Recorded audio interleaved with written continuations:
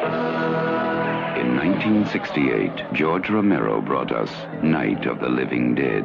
It became the classic horror film of its time. Now, George Romero brings us the most intensely shocking motion picture experience for all times.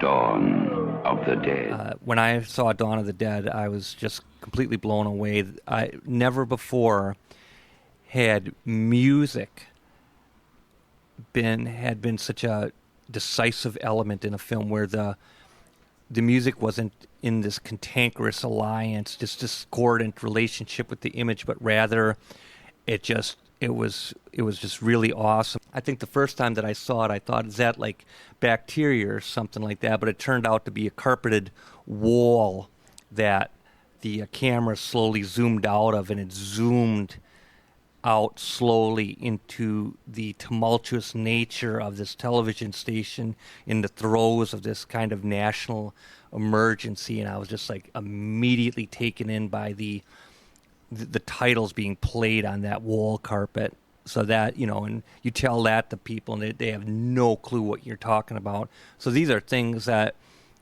I'd never discuss with people because it makes no sense, but in honor of George Romero, I will. So yeah, that music by Goblin was outstanding. And the fact that they were using a shopping mall, you have to understand that basically the majority of films are dislocated from middle life. That means when you were growing up, you just saw these black and white films with these backlot sets of New York City. So if you ever saw a ranch house, such as in Close Encounters, you'd be close to having a heart attack. You'd be like, oh my, that's me. I can relate. So there was a very slim chance you could ever relate to anything up on screen. But the 70s was the era of the modern shopping mall, and to see that on screen was a complete freak out. This was in a time when you couldn't just look things up, or that it was only when it was given to you could you participate in viewing it. It was a completely different culture, a completely different era.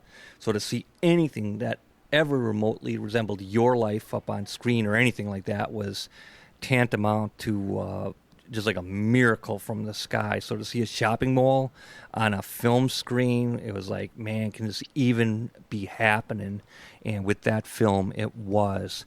So yeah, that was huge. And also the compelling nature of the story, the barren trees, all of the people out in the rural areas hunting down the living dead and so forth was just amazing and unseen before. To have modernity in a horror film like that was just incredible, just absolutely incredible.